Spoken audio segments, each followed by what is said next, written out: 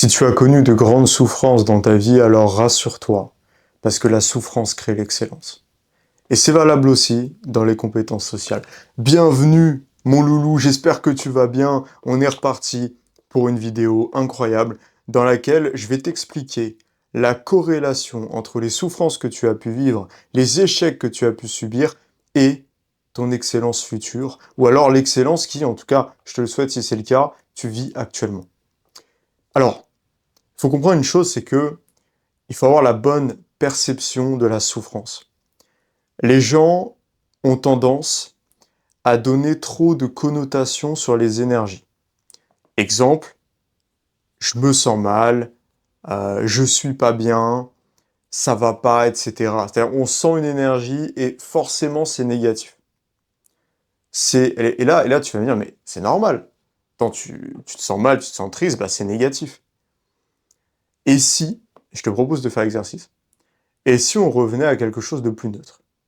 Et si on se disait, cette énergie négative, en fait, c'est juste une énergie. C'est juste une force qui m'abrite.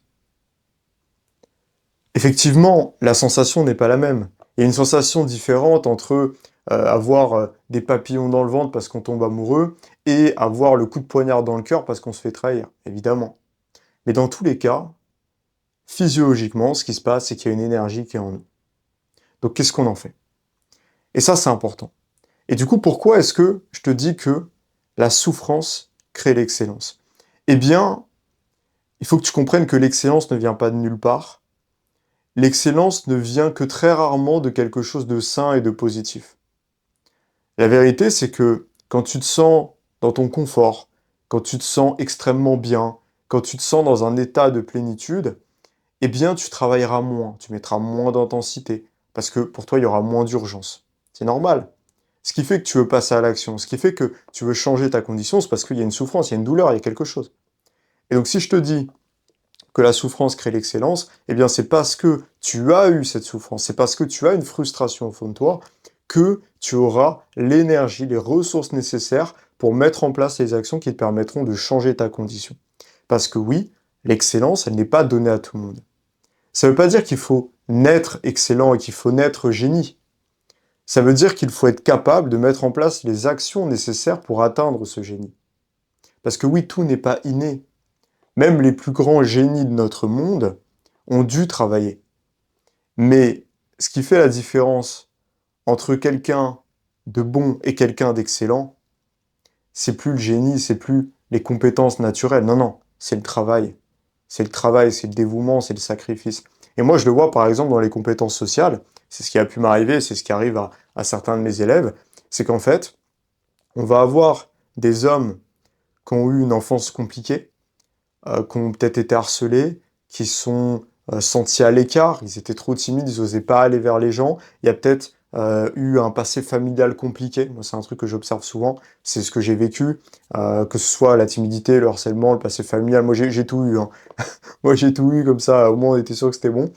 Mais c'est ça, en fait, qui déclenche, par exemple, le désir d'après vouloir être impactant, de vouloir avoir de l'impact sur les gens, de vouloir avoir de l'impact sur la vie des gens. Mais un impact positif. C'est, à la base, c'est juste, et regardez, je suis là. Et puis après, c'est, mais en fait, quitte à être remarqué, qu'est-ce que je peux en faire? Et c'est là où bah, on commence à suivre des missions de vie, des légendes personnelles qui ont fait des choses incroyables.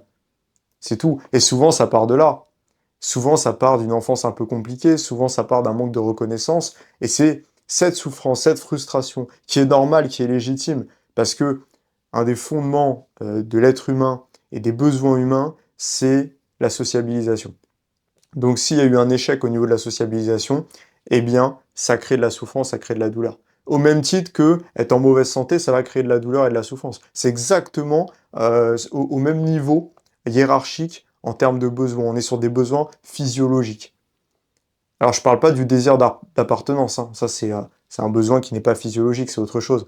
Mais là, je parle vraiment du fait d'être entouré.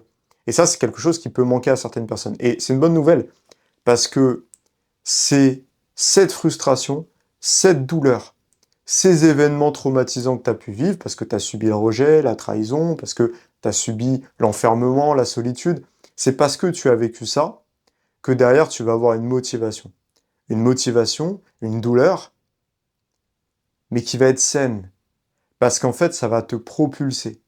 Ça va agir comme un tremplin, comme une rampe de lancement.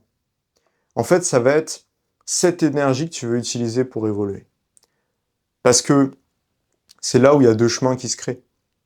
Il y a le profil qui devient frustré parce que il n'a pas eu l'amour qu'il voulait et donc du coup il va commencer à détester les gens parce qu'il va préférer accuser la société. Moi j'en ai eu des fois, je parle beaucoup avec je parle beaucoup avec toi, je parle beaucoup avec les abonnés, avec les gens qui me suivent parce que je trouve que c'est important et des fois je tombe sur des mecs qui me disent ouais mais de toute façon ça sert à rien d'apprendre les compétences sociales parce que la société elle est foutue, les gens ils sont égoïstes, les gens ils se parlent plus, et plein de choses comme ça. Il m'a dit tout ça, il m'a dit ouais les gens se parlent plus, ouais les gens ils restent rivés devant l'écran, etc. C'est pas un monde pour moi. C'est un truc que j'ai entendu mais tellement souvent. Et moi je suis obligé de me poser cette question quand je parle à ces gens-là, c'est est-ce que s'ils avaient eu ce dont ils ont manqué, ils auraient pensé la même chose? Absolument pas. Donc en fait ils sont en train de justifier leur douleur en choisissant et en trouvant un ennemi externe, un ennemi qui n'est pas eux. Parce que c'est beaucoup plus facile d'attribuer la cause de ces souffrances à un élément extérieur plutôt qu'à un élément intérieur, c'est-à-dire soi-même.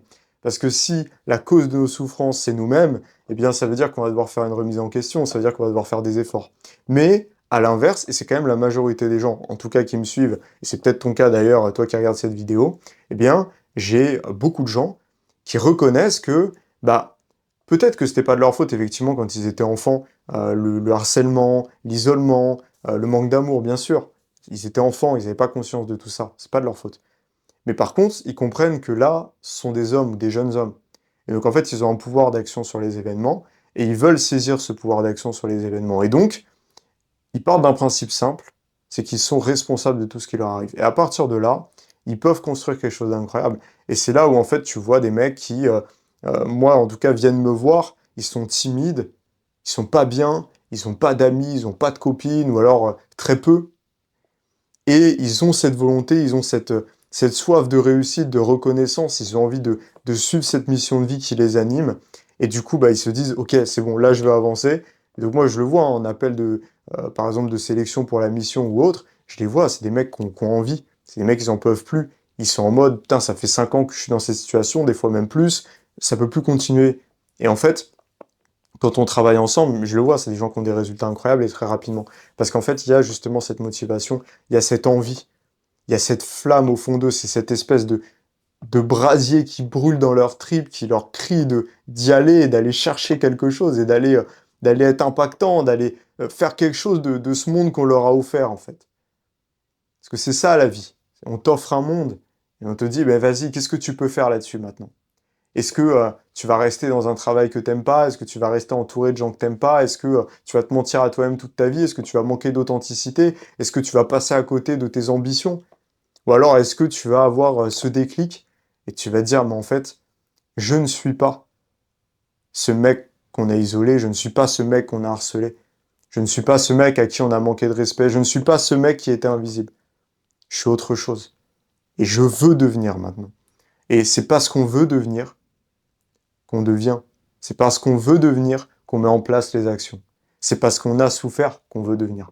Et en fait, la souffrance crée l'excellence. C'est parce qu'il y a eu des grandes souffrances que derrière, il y a une grande excellence. Et en fait, au final, cette excellence, elle se base sur quoi? Elle se base sur des choses parfois négatives, ouais.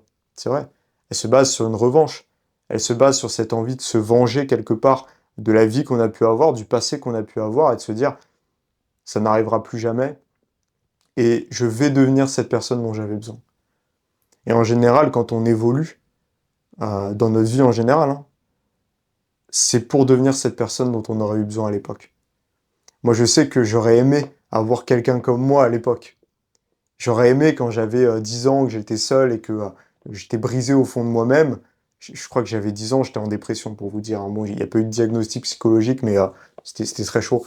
Et, euh, et j'aurais aimé qu'à ce moment-là, il y ait le moi du futur, le moi que je suis aujourd'hui. J'aurais aimé rencontrer cette personne et j'aurais aimé qu'il me donne ses conseils et qu'il me dise, t'inquiète pas, ça va aller en fait.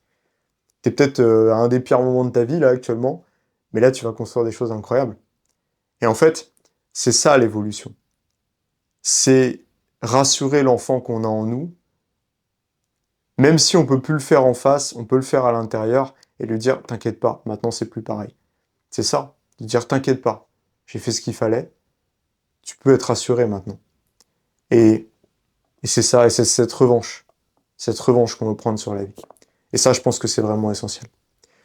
En tout cas, si tu veux connaître ton niveau de compétence sociale, parce que c'est un sujet qui te touche, parce que tu as envie de progresser là-dedans, parce que tu sens que tu as des limites, que tu aimerais être plus impactant envers ton entourage, envers toi-même, que tu aimerais avoir les armes pour être le leader qui est capable d'endosser sa mission de vie, pour être ce mec qui maîtrise l'environnement. Écoute, si ça t'intéresse, j'ai fait un petit test qui est gratuit, qui va te permettre de savoir où est-ce que tu en es actuellement, à quel niveau est-ce que tu es en phase d'enfermement, en phase de lutte interne, de lutte externe. Et en fait, ça va te permettre voilà, de savoir ce que tu dois mettre en place pour pouvoir évoluer. Donc, clique juste en dessous, dans la description, c'est complètement gratuit. Et puis, à l'issue de ça, tu auras un plan sur mesure qui te donnera eh bien, ma stratégie, justement, que j'utilise avec mes élèves, qui permet d'avoir des résultats complètement indécents. Donc voilà, si ça t'intéresse, clique juste en dessous. En tout cas, on se retrouve bientôt pour une nouvelle vidéo, très bientôt, hein. Là, je reprends le rythme, hein, attention. Si jamais tu as aimé cette vidéo, un petit commentaire, ça fait toujours plaisir. Ça booste l'algorithme. Moi, ça me donne envie de continuer encore plus. Donc voilà, tout le monde est content. Je te renvoie encore plus de valeur. C'est gratuit, c'est cadeau. T'en profites aussi, donc c'est génial. En tout cas, je te souhaite de passer une excellente journée ou soirée. Ça dépend à quelle heure tu m'écoutes. Mon loup, on se rejoint au sommet.